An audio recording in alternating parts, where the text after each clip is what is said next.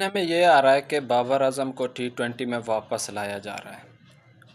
वो कैसे और किस वजह से वापस ला रहा है? सुनने में ये आ रहा है कि फ़खर ज़मान की इंजरी की वजह से मतलब कि उसको एशिया कप के लिए वापस बुलाया जा रहा है। लेकिन ये फ़ाइनल फ़ैसला नहीं है कि उसको बुलाया जा रहा है। जहाँ तक ख़बरें सुनने में आ रही है कि फ़खर ज़मान की इंजरी की वजह से उसको हो सकता है कि वो अगर ट्राई नेशन सीरीज़ नहीं खेल सका तो बाबर आजम को उसकी रिप्लेसमेंट पर रखा जाएगा।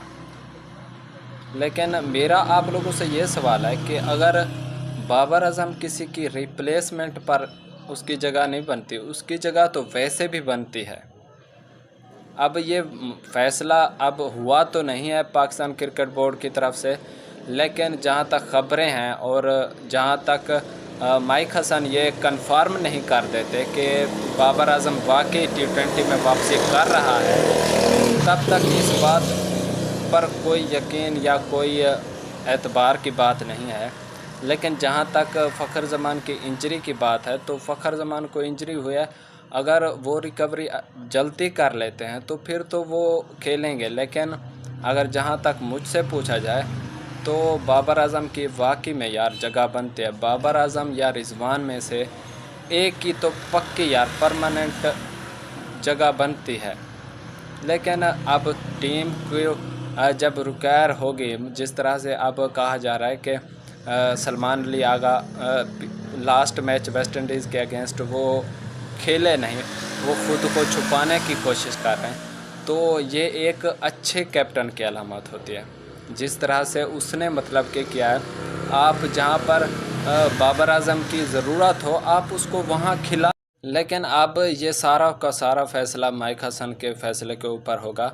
अगर वो बुलाएंगे तो बाबर आजम कम बैक करेंगे, लेकिन वो कह रहे हैं, कुछ लोग कह रहे हैं कि रिप्लेसमेंट के तौर पर। लेकिन जहाँ तक मुझे लगता है कि बाबर आजम ने जिस तरह से पहले बाबर आजम और रिजवान ने क्रिकेट खेली है ना, पाकिस्तान में अगर सबसे ज़्यादा किसी ने रन्स बनाए T20 में तो वो बाबर आजम और रिजवान है। बाकी अगर स्ट्राइक रेट की बात करें तो उनका स्ट्राइक रेट मैं भी मानता हूँ अच्छा नहीं है, लेकिन सबसे ज़्यादा अगर किसी ने रन्स बनाए तो वो बाबर आजम और रिजवान है। इन दोनों बंदों में एक की जगह तो T20 में लाजमी बनती है, वो भी परमानेंट है। बाकी आप जिस तरह से अब पाकिस्तान क्रिकेट बोर्ड फ़ैसला करेगा उसी पर काम होगा।